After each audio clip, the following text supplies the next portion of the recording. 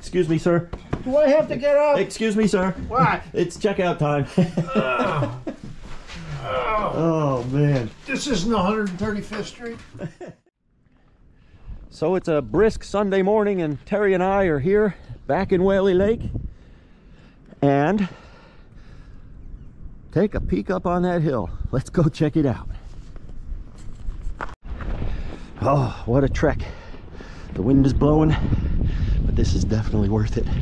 These are 2 remaining surviving rail cars here at Whaley Lake that have been relatively untouched from the time they were brought here from New York City and placed high up on this hilltop.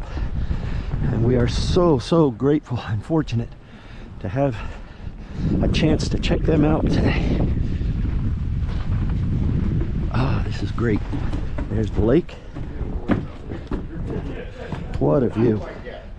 What a view they must have had. Waking up and coming here, coming on out and having their morning cup of coffee here. Let's go in. So this is the Wasson. Yes. Oh. Wow. Wow.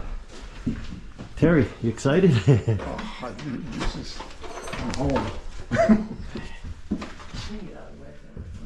There it is, folks. Wasson Manufacturing, Springfield, Mass. I believe it later became J.G. Brill Company. Look at those windows. Gosh. Here's the vestibule where the original end door would have been.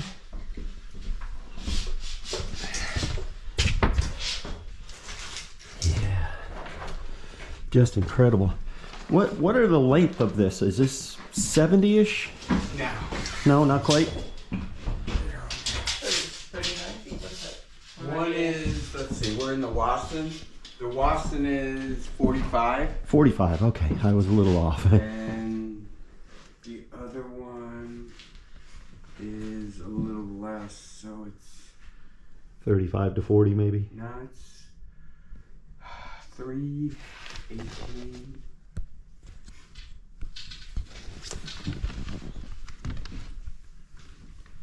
About 41. Okay. But narrower. One's 92, one's 98. Ah, okay. And the Wasson is the bigger. Okay. I also, in diving on the internet, found out that there is the Capitol Diner up in Lynn, Mass.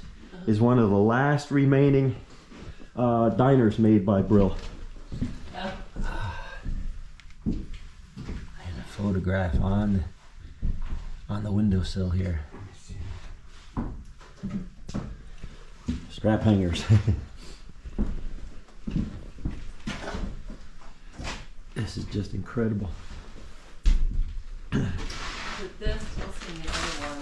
This one's divided like it was for the Sunita. These were bathrooms. The previous people took the divider out and they're going to do something different.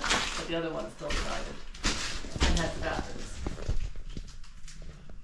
Like 12180 feet FT. Not sure, but that's vintage writing right there. That says it came out of the unit. Yeah.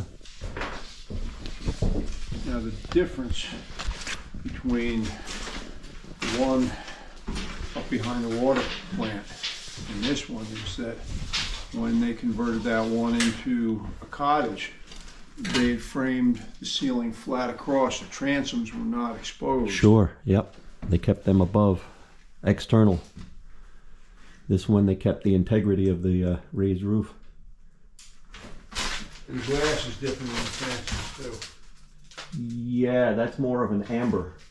Well, this is clear. It's mostly got frosted glass on this, and they were just regular flat glass on texture. Oh, here's another plate. Both ends. And here we are at the other end. It's just incredible to think, you know, it was such a company town mentality by the sanitation department. Yeah.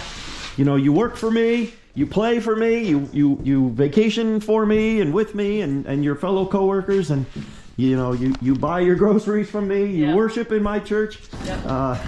Yeah. The Wasson Manufacturing Company was founded in 1845 in Springfield, Massachusetts.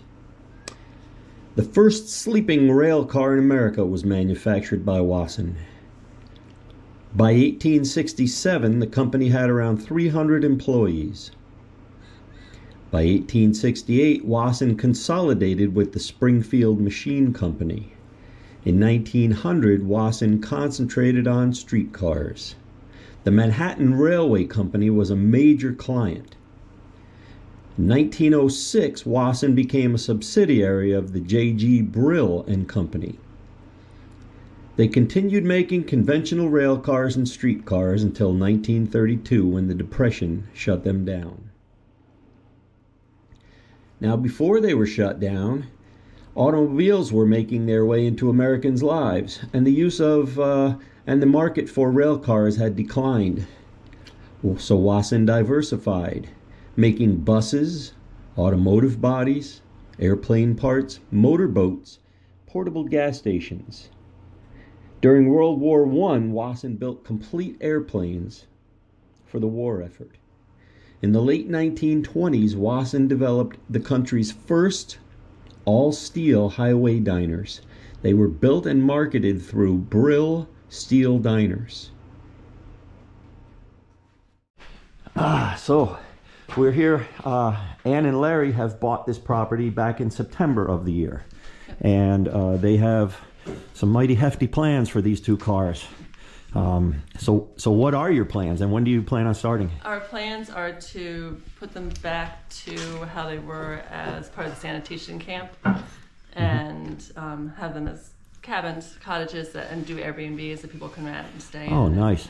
And have use of the lake, and you can kayak and things like that. Wow. And your home structure was also part of the camp itself, right? Yes, it was the administration building, that's what we understand. And it was sold to the sanitation by Dr. Jewell, who was the owner at the time, and he was a doctor out of New York City, and this was his upstate home. Yeah. Who wouldn't want to live here with that view? He got married in the house. Wow. He passed in the 30s. And I think you had just mentioned that there are some photos of Eleanor Roosevelt here on the premises. At that fire pit, right down there by one of the houses in her car is a photo. Wow. And she, of course, was. We'll dive in. Maybe we'll have Caitlin put some text on that connection. But that red barn right there was a Quonset hut. Quonset hut. Metal Quonset hut. Yeah. And it's renovated in the early 2000s. Yeah. In the early 2000s. 2000. Wow. So you guys are ambitious. We are. We're crazy. I don't know. crazy and ambitious go together. This is our retirement plan. Yeah. Well, I and Terry and everybody I'm sure watching is envious. Who wouldn't want these on their property? And you're being charged with saving history, and that's a mighty hefty plate to handle right there, just in and of itself. Yeah. Well, I think it's neat to. We're old antique dealers. So yeah. we're excited about cool. Some history, and we awesome. Appreciate that. We need more folks like you guys, because once it's gone forever. Yeah. Yeah. It's sad that these are only two left. Yeah. What do you think, Terry? Let's go check out the other one. I'm gonna move in here. You heard it there, folks. Terry's changing his address. 500 yards as the crow flies to when you were at, right across, straight across that way behind those houses.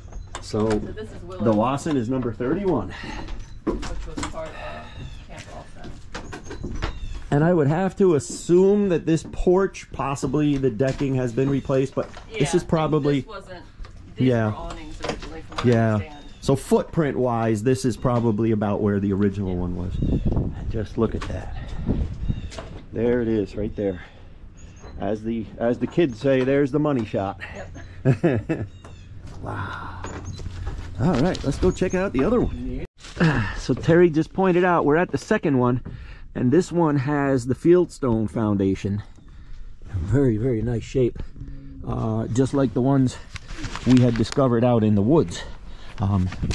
This one, the first one, the Wasson, has the concrete block.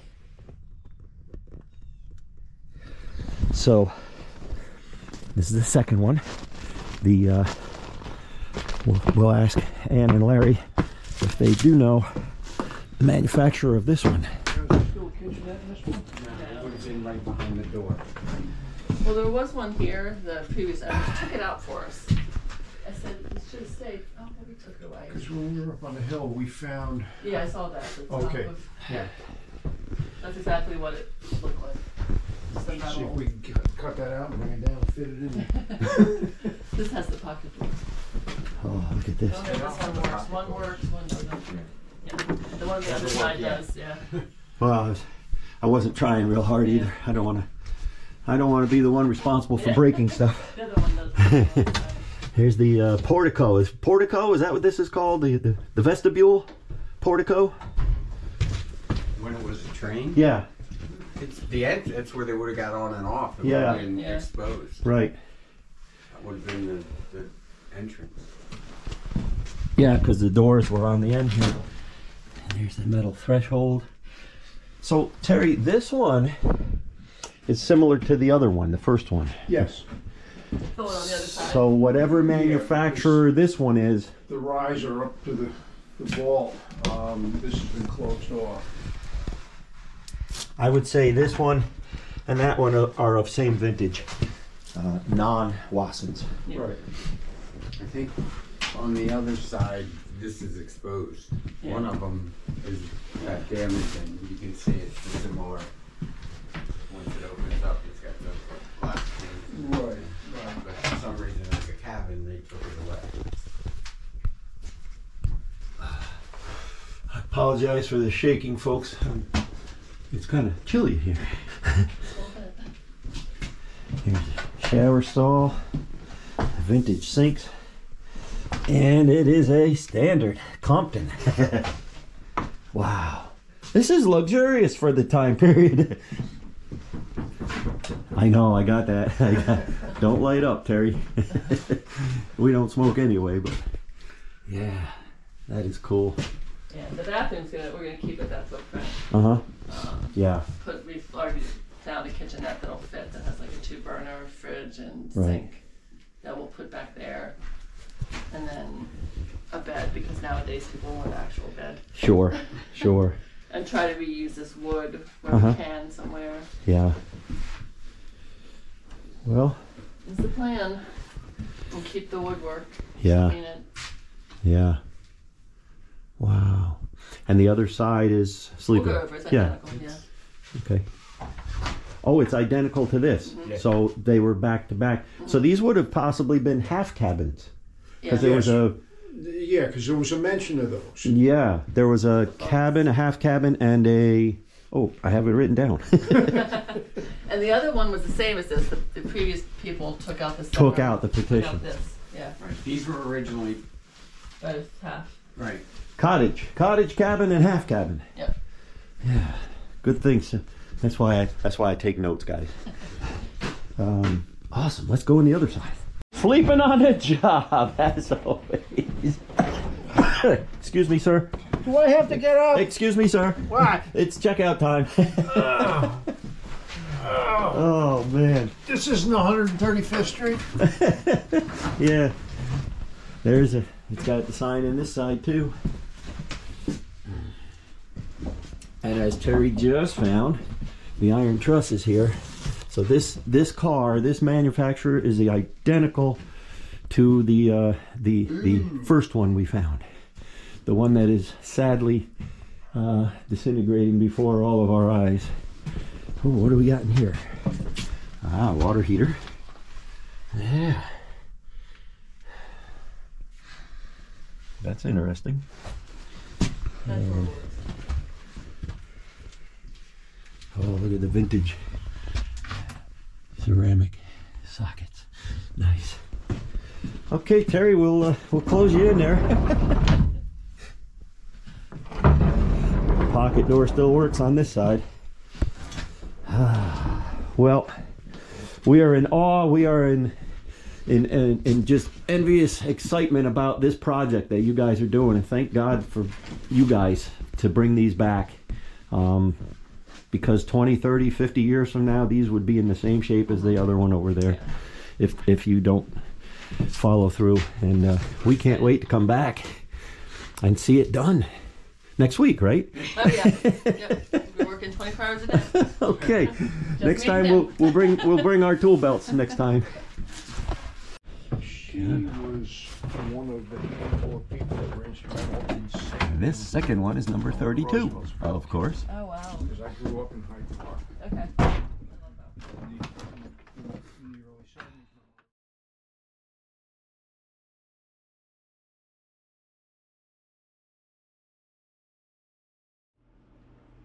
So around 1938, the elevated lines of the New York City rail system started disappearing and closing as they were slowly being replaced by the subway system.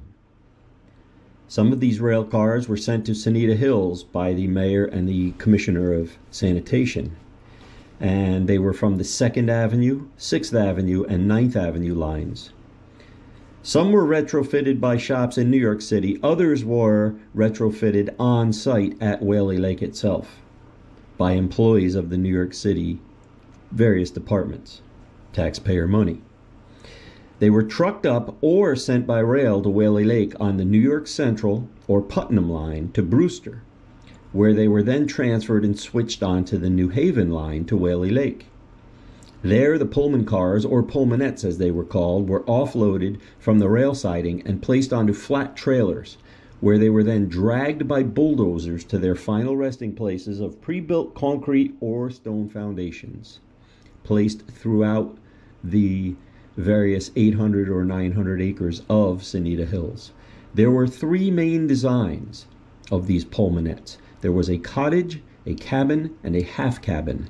Now these varied slightly interior layouts. They were set up in various layouts with 1 or 2 bedrooms and some other small minor differences.